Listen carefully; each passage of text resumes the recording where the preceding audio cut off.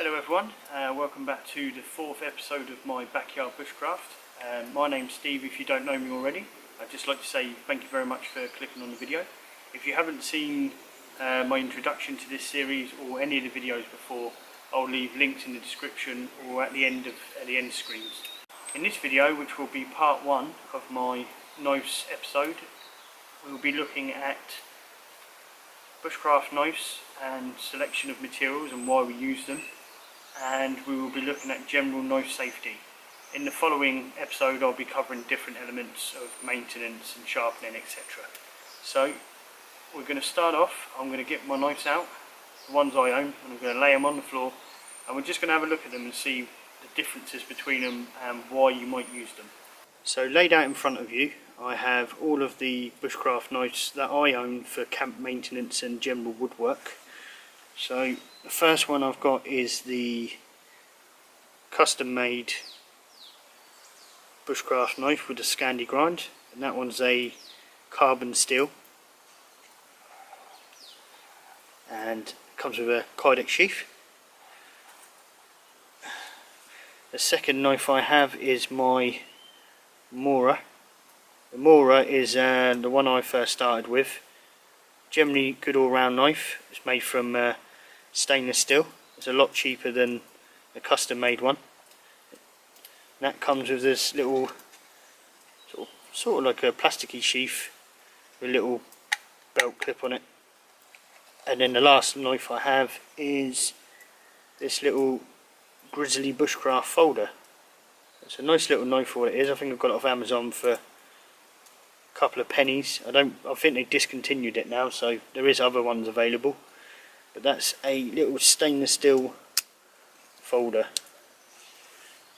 So they've all got Scandinavian grinds, or Scandi grinds as people call them, where you can see the bevel on there.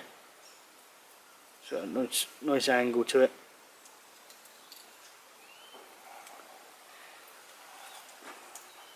So what we'll do now is we'll get back up, sit back down, and we'll go through the differences between the knives and why you would choose them. Oh, it's lovely and warm by this fire. I've set up a little rain canopy today as well, because it looks like it's due to absolutely tip it down, so I'm covered. Right, so let's get started then. The first knife I ever bought was this little Grizzly Bushcraft knife. I think it's about 20 quid on Amazon or something like that. And it's got a little folder.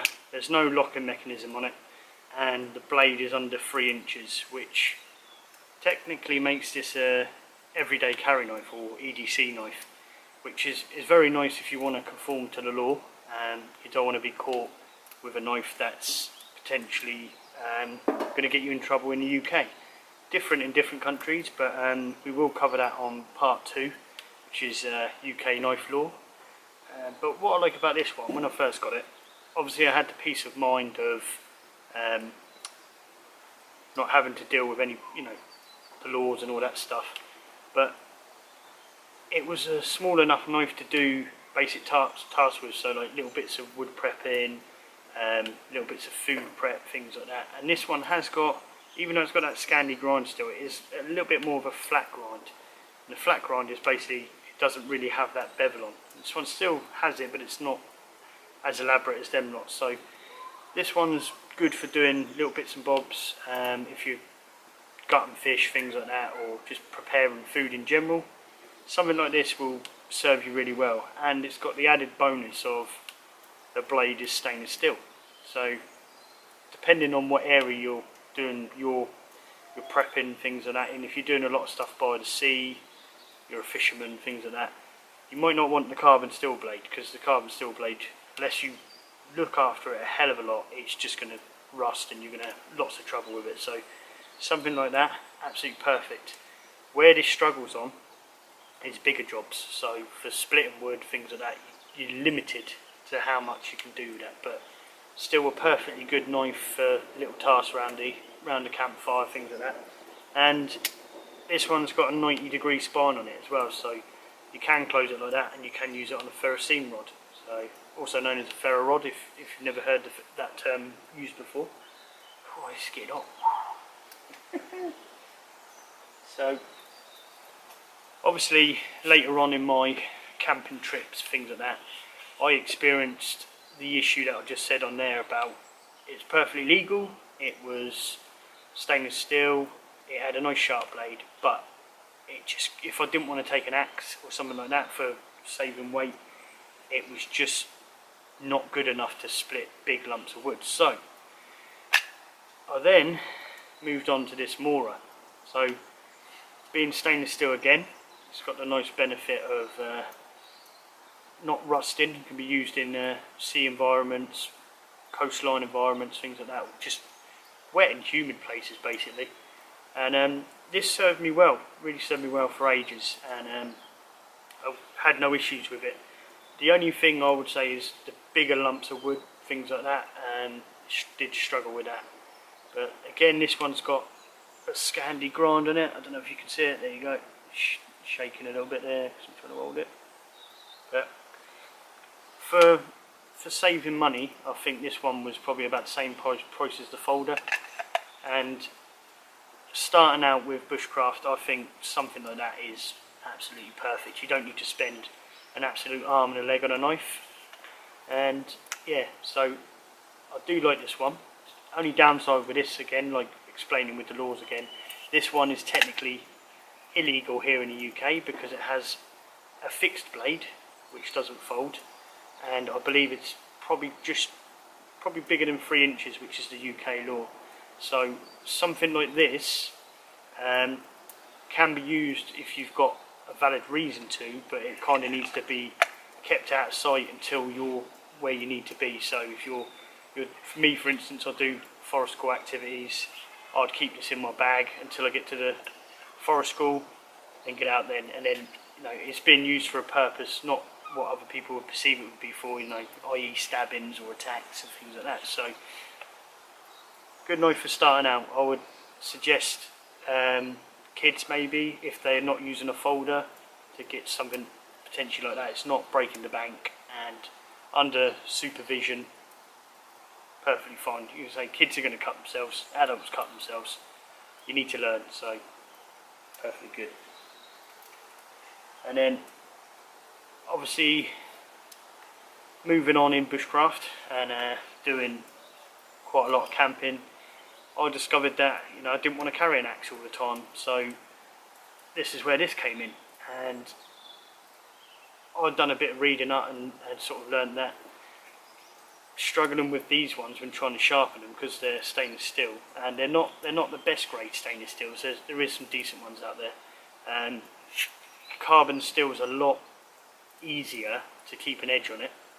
The edge stays on there a lot longer, in my opinion, and it's a lot easier to sharpen on the Waterstone.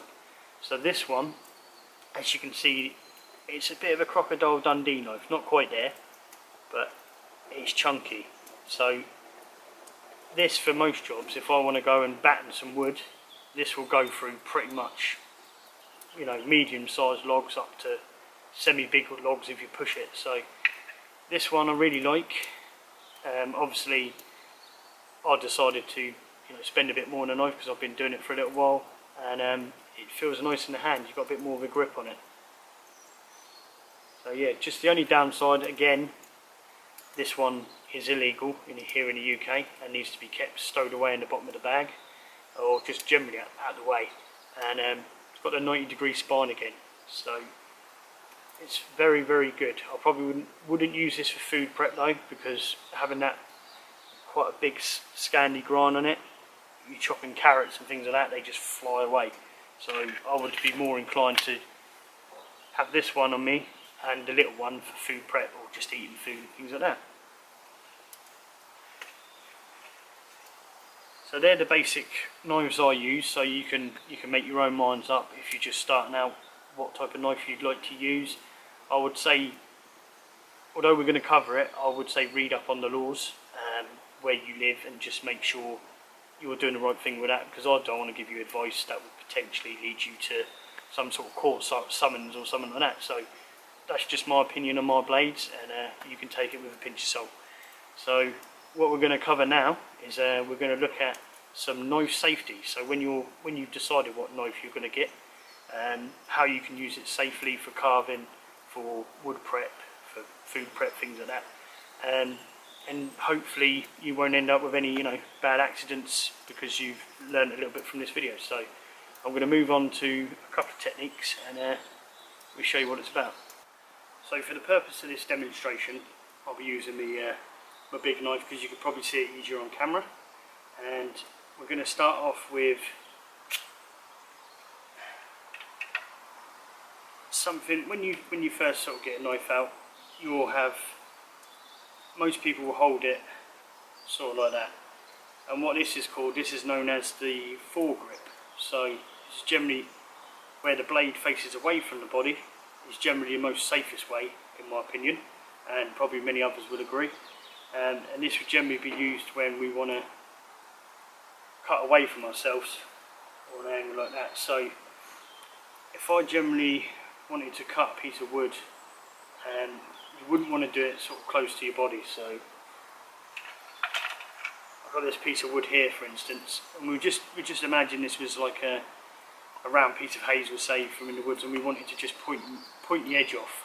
You could quite easily, the way we teach in forest school, is to keep it away from your legs. So this way, we're cutting away from the body. See, and that's what's known as the foregrip, and you can do some quite powerful moves with that.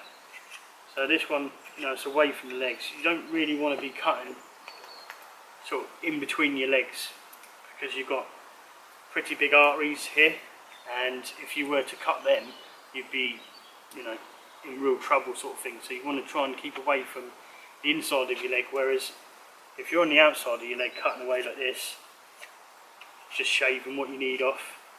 If you cut the outside of your leg, you're not likely to cause too much damage, and you'll probably be able to get to hospital, and you'll probably be able to make a recovery, whereas the inside leg, if you're like an hour away from people or anything like that, you're probably dead.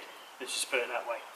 So that's the foregrip, and what we can do with the foregrip, another method away from cutting like that, is something called the chest lever.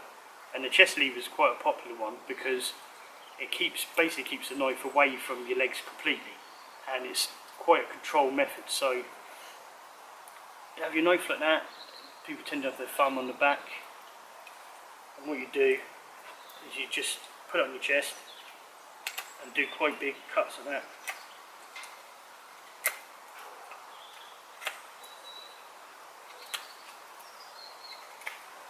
You can do quite a lot of power, and it's not, you're just keeping it here, you're not doing it over there, over there, over there. So this one's really good if you're working in groups and you don't want the blade straying off. So if I was standing up and I was doing it like that, potentially hitting someone who's coming up to you in camp, by going, keeping it locked in like this,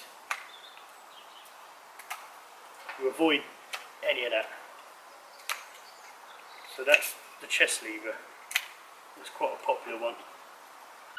So although we do generally try and cut away from the body, i.e. the chest lever and cutting to the side of you, there is an occasion where we can turn the blade from the foregrip, turn it round, and then we can put it into a position called the reverse foregrip.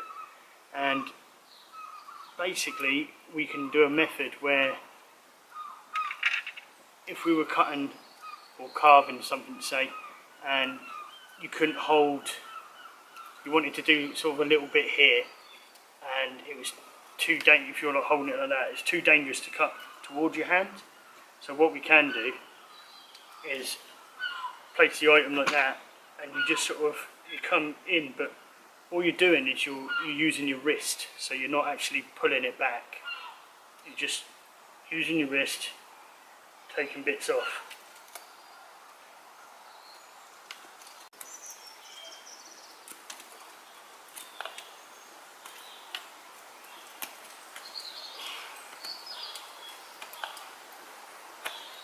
So essentially what you're doing is you're locking this elbow in, you're holding it there, say for instance you had a bowl here, and then this was the handle, and you could cut in like that, and you just control it with the wrist, so it's never going to go any more than where your wrist is going to turn.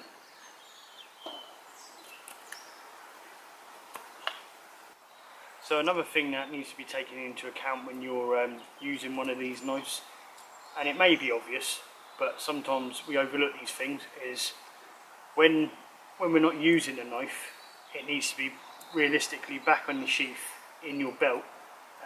The last thing you want to do is just leave a knife lying around. Someone can fall on it, cut themselves, things like that. And another tip that goes with that is never walk around with your blade in your hand like this. Always put the sheath on, put it back in your belt, go to wherever you want to go, then get it back out and do it again. You could be walking along, you could fall over onto that blade, and you look at the size of that thing, that's a pretty big old blade to be having inside your abdomen or something like that. So maybe quite a basic tip, and it may be obvious to some, but it does get overlooked. It's something that needs to be taken into consideration.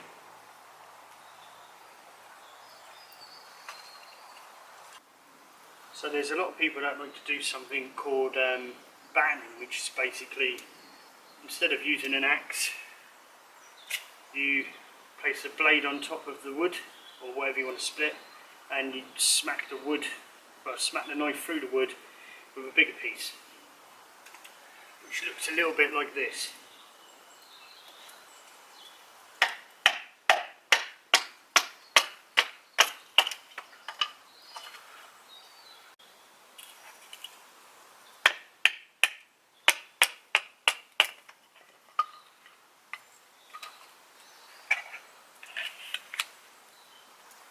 So by using the battening method, it negates the need for an axe, but you know, you will get the odd person that say just bring an axe, which, yeah, I agree sometimes, but when you see the weight of that, when it can do wood prep, battening wood, all the other bits and bobs, that's all I need after time.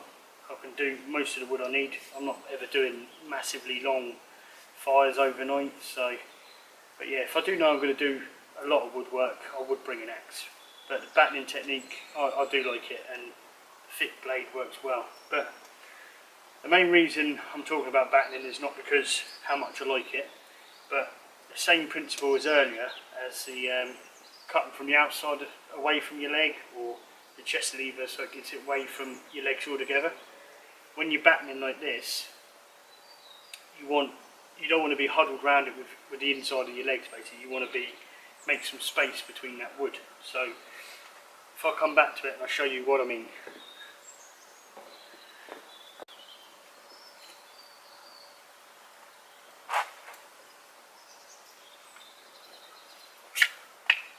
So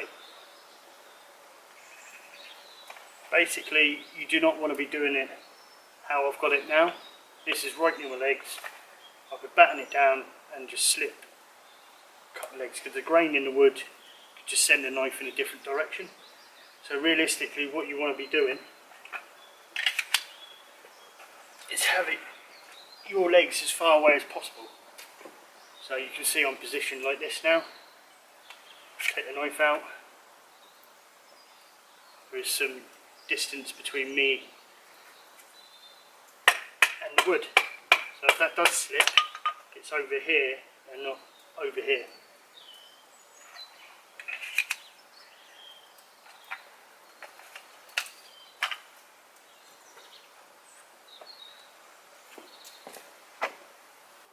So that's the one occasion I know of that you may need to use that reverse foregrip method. Personally, I don't do a lot of carving myself. I'd like to do a bit more, but it's not something I've had to do too often, to be fair, because you know, spoons and cups and things are quite readily available these days. But you know, I would like to have a go, learn a bit more carving methods.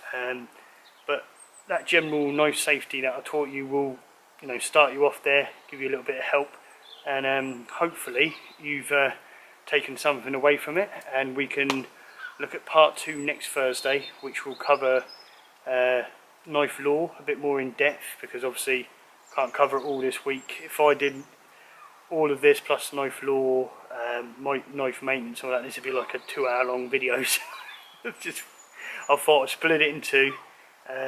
Some might like that, some might not. I apologise if it's not your thing. But yeah, so next Thursday it will be knife lore, just for people that probably don't know a lot about it. I know a lot of people I know probably already know the laws. Knife maintenance, how I look after my knives, and how I would sharpen them when it gets to the point of needing to be sharpened. So thank you very much for joining me again this Thursday, and I will see you again for part 2 of the knives episode. So, and then we'll let you know on part 2 what we're doing the following week. So have a great day everyone, great night wherever you are, and I will see you again on Thursday. Oh, here they come, here they come. I live near the harbour, so you're going to hear this all the time. Yeah. At least the motorway is quiet today. Thank you very much for watching everyone. Stay safe.